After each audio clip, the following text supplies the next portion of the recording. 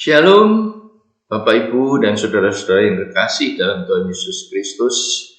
Marilah kita kembali belajar firman Tuhan. Dan sebelum itu kita akan menghampiri tahta Tuhan dalam doa. Tuhan adalah Bapa kami yang ada di dalam kerajaan surga yang mulia. Terima kasih Tuhan atas pemeliharaan dan berkat-Mu kemarin.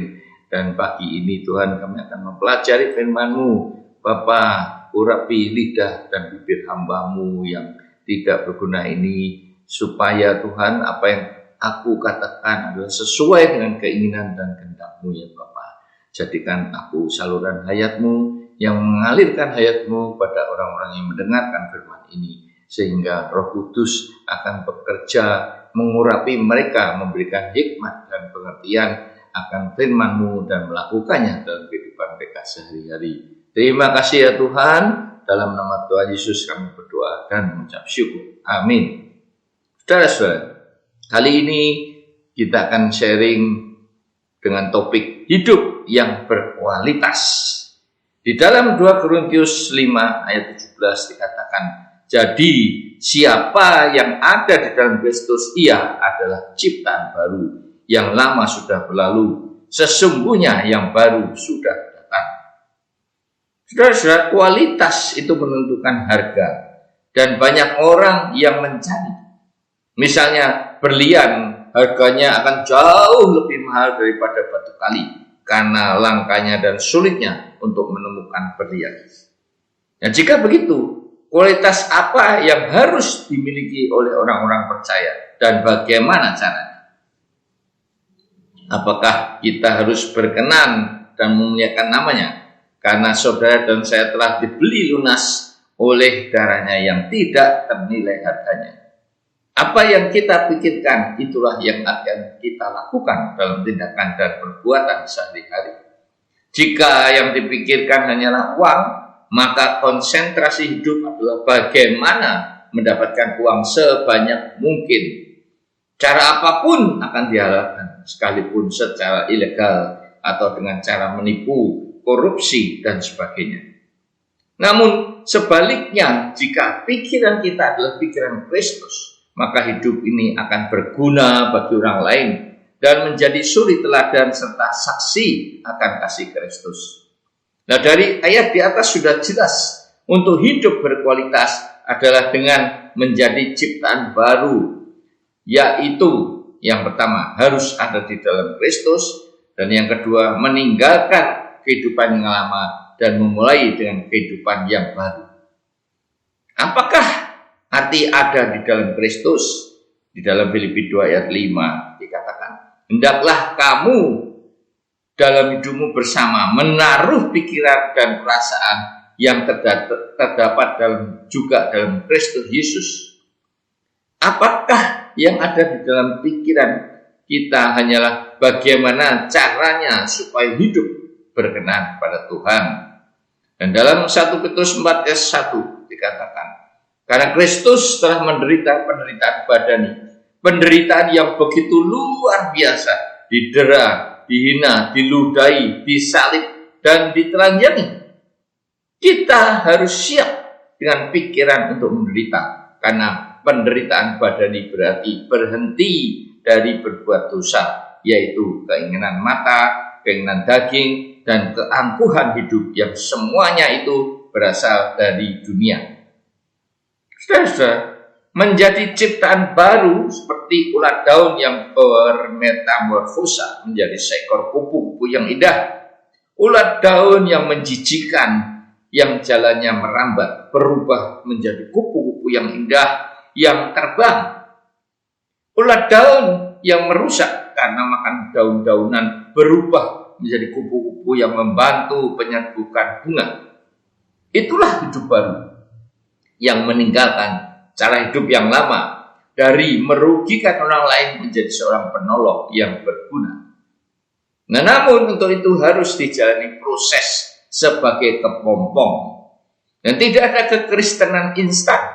Semuanya harus melalui suatu proses untuk perubahan dari meninggalkan cara hidup yang lama dan melakukan cara hidup yang baru. Nah, bagaimanakah respons saudara dan saya ketika diproses untuk lahir baru dan menjadi ciptaan baru. Yang pertama, apakah seperti kentang? Yang kedua seperti telur, atau yang ketiga seperti kopi. Kentang adalah benda padat. Makin lama direbus, ini adalah proses yang harus kita jalani, makin lunak. Dengan kata lain, saudara dan saya akan patuh dan setia dalam menjalani proses itu. Telur yang merupakan benda cair, makin lama direbus akan berubah menjadi makin keras. Ya, inilah respon orang yang tidak mau diproses, yang biasanya berbentuk masalah-masalah dalam kehidupan ini. Dia malah lari dari Tuhan karena dipikir mengikut Yesus itu hidupnya akan diberkati dengan kekayaan-kekayaan duniawi. Yang ketiga, kopi. Kopi tidak akan berbau harum sebelum kena air panas. Lewat proses dalam kehidupan ini, maka orang tersebut akhirnya mau melayani, menjadi aktivis gereja atau menjadi pelayan Tuhan. Sakyus, pemungut cukai yang tubuhnya pendek, tetapi begitu antusias untuk dapat melihat Yesus dengan naik pohon ara.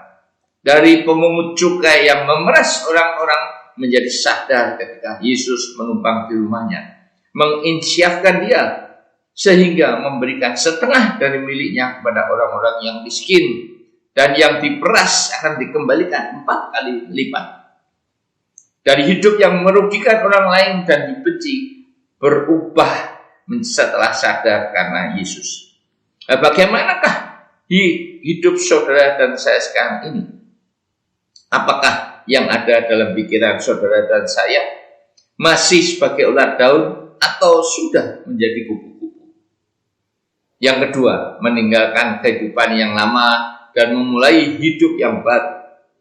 Saudara-saudara, siapapun akan mengakui bahwa hidup di dalam dosa dan menyembah berhala-hala modern seperti jabatan, uang, seks, alkohol, narkoba, judi, dan sebagainya akan lebih nikmat daripada harus hidup dengan ikatan-ikatan moral dan etika, karena sudah menjadi pengikut Kristus, di mana kita harus memberi dan mengasihi orang miskin, hidup yang berguna bagi orang lain, harus dapat menyangkal diri dan memikul salib setiap hari, harus mempunyai pikiran yang siap dan tahan menderita demi untuk dapat menjadi pengikut Kristus.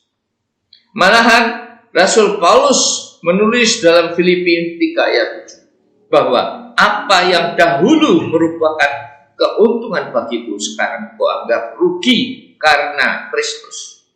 Tetapi dalam ayat Filipi 3 ayat 8 dia mengakui bahwa kerugian itu tidak ada apa-apanya dan dianggap sebagai sampah, kotor dan bau, karena pengenalan akan Kristus lebih mulia daripada semuanya itu, dan mahkota kehidupan yang dijanjikan Allah akan diberikan bagi siapa saja yang mengasihi dia, dalam Yakobus 1 ayat 12.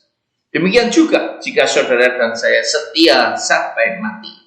Itulah hidup yang kekal, mahkota kehidupan dan kehidupan di surga, berjumpa muka dengan Tuhan Yesus. Tempat di mana tidak ada penderitaan, duka dan tangis, yang ada hanyalah damai sejahtera dan sukacita yang hanya diberikan kepada siapa saja yang namanya tertulis di dalam kitab kehidupan. Sekarang, apakah saudara dan saya masih hidup dalam dosa, mempunyai pikiran yang tertuju kepada hidup hedonis, hidup keduniawian di dunia yang fana ini, di mana harta benda akan habis dimakan hangat, di mana pencuri akan datang untuk mencuri, membunuh, dan membinasakan. Hidup yang tidak berubah walaupun sudah dibaptis, bagaikan ular yang berganti kulit, namun cara jalannya dan makannya masih tetap sama. Berarti setelah dibaptis pun kita masih sama, saudara-saudara, kelakuan dan perbuatan kita. Nah, saudara-saudaraku, hanya ada 2 pilihan dan alternatif dengan konsekuensi masing-masing yang berbeda dan berlawanan.